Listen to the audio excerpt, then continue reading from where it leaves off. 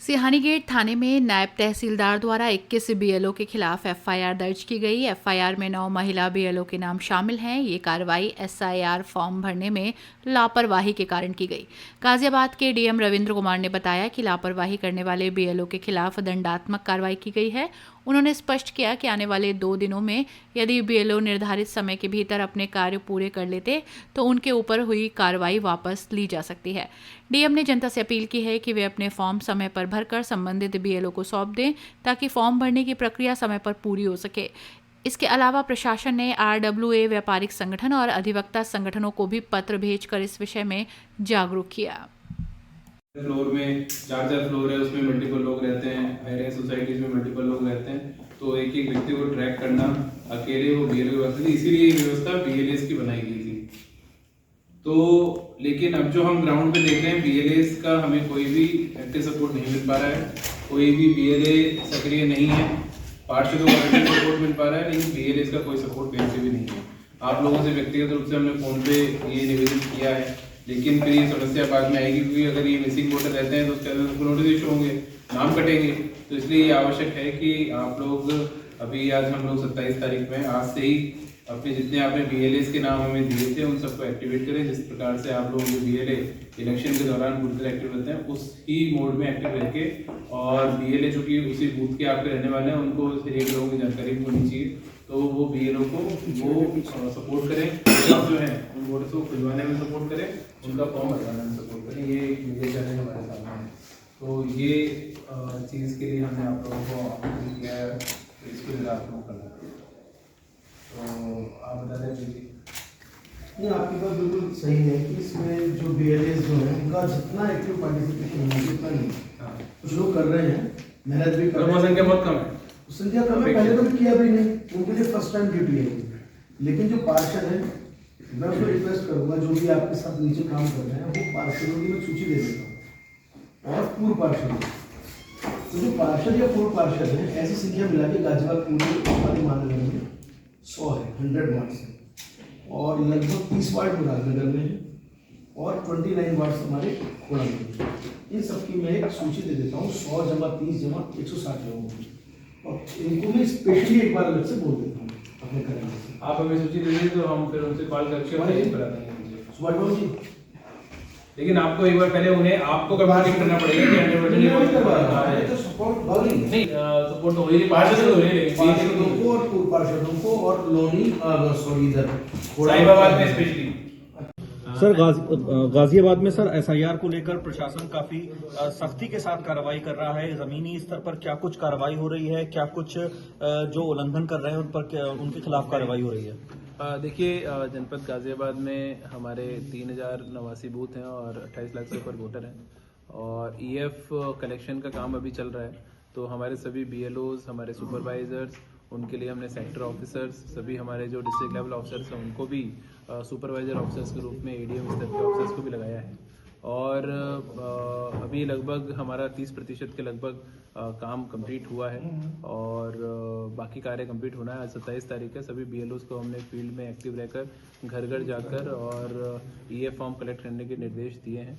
कुछ बीएलओस द्वारा उसमें लापरवाही की गई है, ऐसे 21 बीएलओस पे हमने अभी आरपी एक्ट में धारा 32 में एफआईआर भी कराई है, क्योंकि ये एक बहुत महत्वपूर्ण कार्य है, निर्वाचन का कार्य, और पूरी मशीनरी इसमें पूरी तरह लगी हुई है। अभी मैंने सभी राजनीतिक दलों के जो जिलाध्यक्ष हैं और सभी प्रतिनिधि हैं उनकी मीटिंग ली है, उनको भी मैंने अपील की। उनके बीएलए भी पूरी तरह एक्टिव नहीं है, तो उनसे भी हमने अपील किया आप अपने बीएलए को और आपके फील्ड लेवल फंक्शनरीज को एक्टिव करें, ताकि चूंकि गाजियाबाद की एक विशेष समस्या है कि ये शहरी इलाका है और इंडस्ट्रियल लेबर बहुत है और किराएदार भी बहुत लोग रहते हैं, तो ऐसे लोगों को ढूंढना और उसके बाद में उनसे फॉर्म कलेक्ट करना वो भी एक थोड़ा जटिल कार्य है। तो उसके लिए हमारे सभी बीएलओज प्रयास कर रहे हैं। जो अच्छे बीएलओज हैं उनके लिए हमने पारितोषिक की घोषणा भी की है, और ऐसे जो सबसे कमज़ोर 20-20 बीएलओ है उसके लिए मैंने खुद भी उन बीएलओज को गोद लिया है। उनकी बाकी अन्य वरिष्ठ अधिकारियों को, नगर आयुक्त साहब को, वीसी साहब को, हमारे एडीएम साहिबान को, और भी 40 ऑफिसर्स लगाए हैं। हम लोग भी फील्ड में अभी जाके उनके साथ में कलेक्शन का कार्य करेंगे। जहाँ पे लोग नहीं मिल रहे हैं हमें, तो वहाँ पे स्थानीय पार्षदों को, पूर्व पार्षदों को, बूथ लेवल एजेंट के लिए हमने कहा है कि उनके माध्यम से हम लोग कलेक्शन कराएं, अनाउंसमेंट करवा रहे हैं इस शनिवार और रविवार को हम लोग ऐसे जो मिसिंग वोटर्स हैं तो जो नहीं मिल रहे हैं हमें, उनकी सूची हम लोग बूथ पे चस्पा करा रहे हैं। और आपके माध्यम से मैं अपील करना चाहूँगा हमारे सभी गाजियाबाद के मतदाताओं से, जिसने भी अपना EF फॉर्म प्राप्त किया है वो तत्काल अपने BLO को फॉर्म प्रदान कर दें, ताकि हम उसको समय से डिजिटाइज कर दें। और ऐसे लोग जिन्होंने अपना एड्रेस अगर चेंज कर लिया है तो और पिछले चुनाव में आपने जिस बूथ पे वोट दिया था, हो सकता है आपका EF फॉर्म उस BLO के पास हो, तो आप वहाँ के BLO से संपर्क कर लें। नंबर मैंने सोशल मीडिया पे डाले हैं, हमारे डिस्ट्रिक्ट NIC की वेबसाइट से भी आप सभी BLOs का नंबर देख सकते हैं, मौके पे भी जा सकते हैं, तो वहाँ से आपको EF फॉर्म मिल जाएगा। कोई समस्या अगर आती है तो आपके संबंधित तहसील में या कलेक्ट्रेट में हमने सुविधा केंद्र बनाए, तो यहाँ पर आकर भी आप हमारे निर्वाचन कार्यालय से संपर्क कर सकते हैं, तो यहाँ से भी हम आपको फॉर्म दे देंगे। लेकिन किसी ऐसा जो व्यक्ति जो फॉर्म प्राप्त नहीं हुआ है तो वो छूटे ना, वो फॉर्म हमसे आके कलेक्ट्रेट में प्राप्त कर ले या अपनी तहसील में प्राप्त कर ले और फॉर्म तुरंत भर के दे दें, ताकि हम उसको डिजिटाइज करा दें। तो मैं आप सभी से अपील करना चाहूँगा। सर, एक तरफ जहां FIR की कार्रवाई की जा रही है तो वहीं दूसरी तरफ जो अच्छा काम करने वाले BLO हैं उनको प्रोत्साहित भी किया जा रहा है, प्रोत्साहन राशि भी दी जा रही है, होटल में रुकने का व्यवस्था भी उनकी की जा रही है। ये क्या कुछ पूरा मामला है? देखिए, मैं जो हमारे बूथ लेवल ऑफिसर्स हैं उनकी जटिलताओं को भी हम लोग समझते हैं।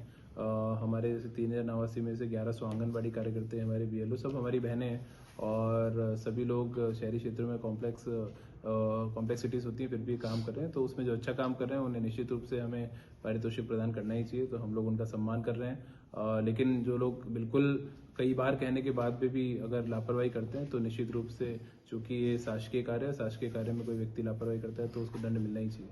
और पुनः मैं ये कहना चाहूँगा, अगर उसमें जो ऐसे BLO भी जिन पे FIR भी हुई है, अगर वो अपना कार्य अभी भी कंप्लीट समय अवधि में पूरा कर लेते हैं तो फिर उसके बाद में हम उसको खत्म भी कर देंगे। तो उद्देश्य ये नहीं है कि किसी को पनिश करना, उद्देश्य ये है कि सिंसियरिटी इसके बारे में बताना, और अगर बिल्कुल उसके बाद भी कुछ लोग अगर लापरवाही करते हैं तो निश्चित रूप से फिर तो उनको पनिशमेंट मिलना ही चाहिए। सर, एक आखिरी सवाल ये है कि आपने हाल ही में स्कूलों को भी निर्देश दिए हैं कि PTM में भी जो अभिभावक आते हैं उन्हें SIR के बारे में बताया और देखिए, जाए। जिस भी माध्यम से हम लोग जनसंपर्क कर सकते हैं, तो आप सभी जानते हैं कि यहाँ पे जितने स्कूल्स हैं उनके पेरेंट्स का WhatsApp ग्रुप सभी स्कूल्स बना के रखते हैं, उसके माध्यम से कम्युनिकेट करते हैं, तो उससे भी हमारा मैसेज चला जाए। कॉलेजेस के में जो स्टूडेंट्स पढ़ रहे हैं उनको भी हम मैसेज दे रहे हैं, ताकि वो भी अपने पेरेंट्स को इसके बारे में बताएं।